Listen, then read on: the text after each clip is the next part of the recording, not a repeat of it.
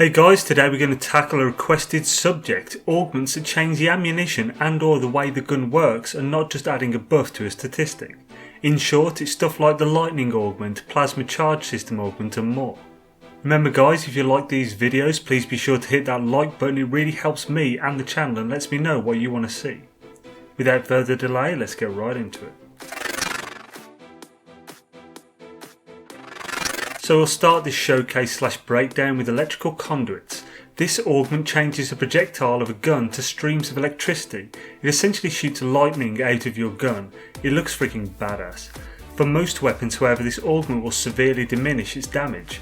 For example, a very high damage weapon like Darn will be rendered almost useless. Its damage taken from 1000 on the highest beast model down to 50.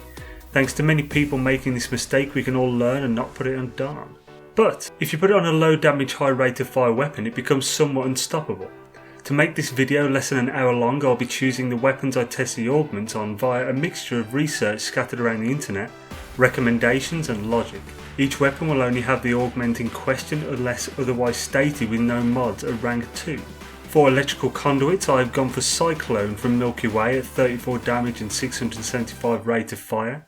Solid Assault Rifle from Helios at 39 damage with 850 rate of fire, and from Remnant Paw, Assault Rifle with 42 damage and 600 rate of fire. Firstly, you can see they are all assault rifles. This is due to submachine guns being a wimpy version of an assault rifle packing a little punch but even smaller rate of fire. This augment would be wasted on an SMG. All of the weapon types are too high damage and lose most of it from the augmentation. For the Sonid, I was largely disappointed. It was very slow to start, reminiscent of a minigun, and while the clip size was nice, its damage was mediocre. Capable of taking down a shielded cat with a clip is good, but it was quite slow. I have many more weapons that can take it down quicker.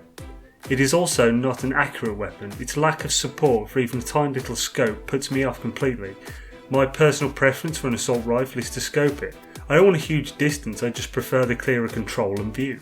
I should also mention that this gun is by far the most expensive out of all three, requiring 60 IROC fluid sacks at rank 1, already hitting 70 at rank 2. That's a lot of sacks for such a meh weapon.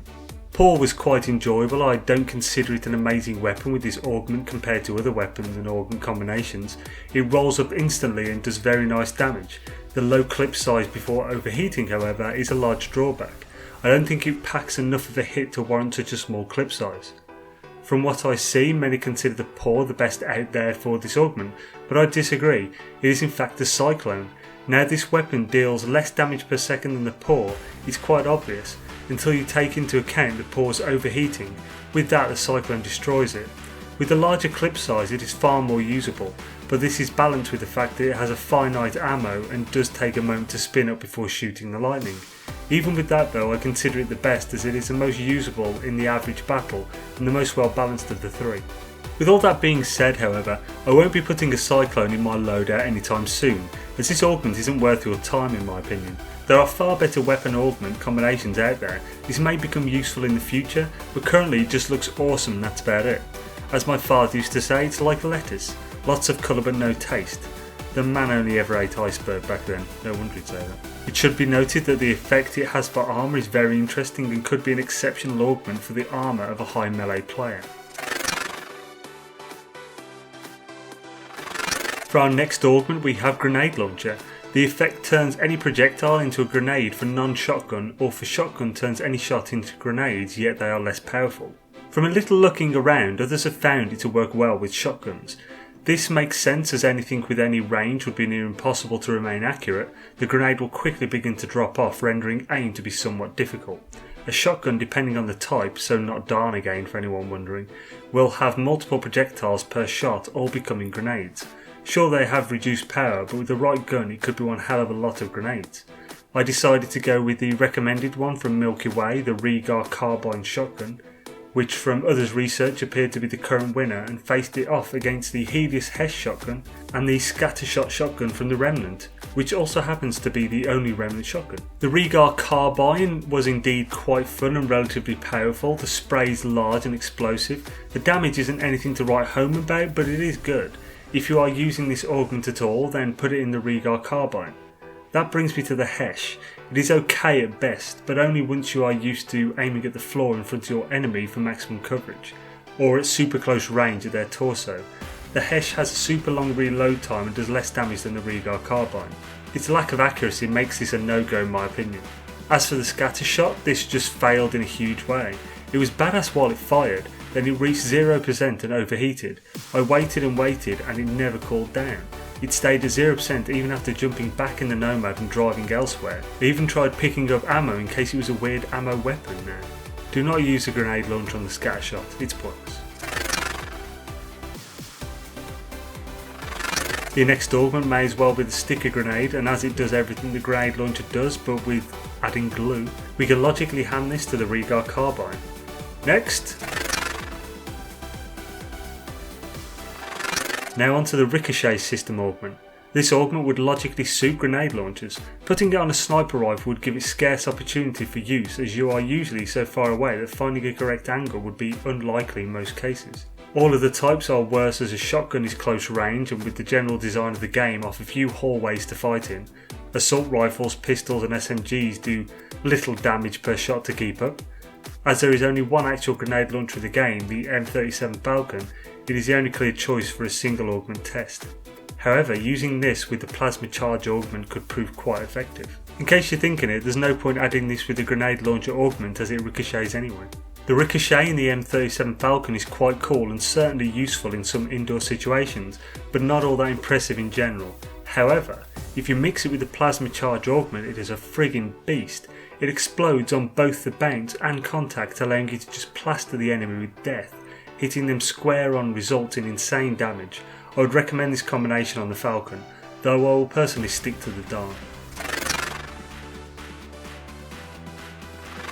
Next is the plasma charge system. This fires direct line explosive plasma bolts. You can charge it for triple threat attack. I'm not generally a fan of this. It says direct line, but the charger does drop over distance. I originally attached this to my Remnant sniper rifle and had to aim way above to hit. The internet appears to say it is only really useful on snipers as a single mechanic change augment. I disagree in its use at all as a singular, and think it's perfect with the Ricochet on the Falcon but otherwise useless. Nevertheless, I will test this with the two suggested weapons, the Black Widow and the Ishiray. Both sniper rifles, high damage, low clip and rate of fire. Let's see how straight it flies on these. I'm happy to say I was wrong about the Black Widow. With the plasma charge system, it is definitely as predicted completely useless at distance due to the arc making any headshots at long range impossible, but it performs extremely well at mid range, super high damage taking out an observer in just under 2 shots. This thing has power, but isn't that what assault rifles are for? I used my sniper at long range, sometimes at mid, shotgun at close with assault rifle to fill out mid to close. I think it's useful, but there are better choices for the average player. It's definitely a preference thing, no doubt about that. But it is stupidly powerful at mid-range if you get the shot right. The Ishiray though, I felt the augment actually made it worse. This is an incredibly powerful sniper rifle that is actually a little less effective at any range than the Black Widow with the same augment. The main big huge difference is that the damn thing only has 1 shot per clip. That makes this weapon only viable at all at long range. This augment makes it mid or nothing, so pointless to use on this weapon. Now we have the Seeking Plasma system. There is only one contender in this category, as it's easily the best. This contender, dear viewers, is the otherwise god-awful Sonnet assault rifle. This expensive as balls crap excuse for a rifle has low damage with an insane 850 rate of fire. This would be great, except the accuracy is just so damn terrible. The Seeking Plasma system, however, essentially gives it maxed out accuracy, making it a really good weapon. It still has the minigun startup, but once it's going it's pretty damn cool. This also won't be my assault rifle of the future, but even at rank 2 it was tearing things up.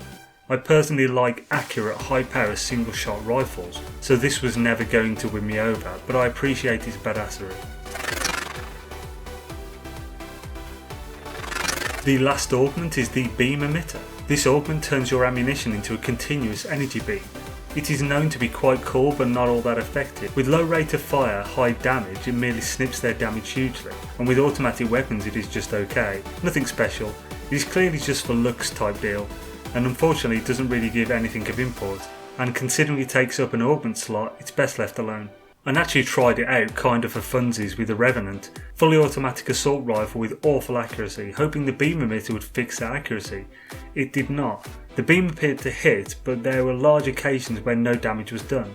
This implies that the accuracy rating of 52 is still active, making it just a bit crap. This guide took more time than anticipated to put together due to the huge amount of research and testing, so if you could let me know via a like, dislike or maybe a comment whether you want these types of guides, I'd be extremely grateful. That being said, if you've made it to this point I already appreciate you and thank you for watching. Also remember guys that all of these tests and therefore my opinion derived from them were performed on rank 2 weapons with only the augment in question and no mods. The general damage and effectiveness against certain types of enemies or in certain circumstances can be quite different with a number of different setups, so be sure to bear that in mind when digesting this information. Have an awesome day folks.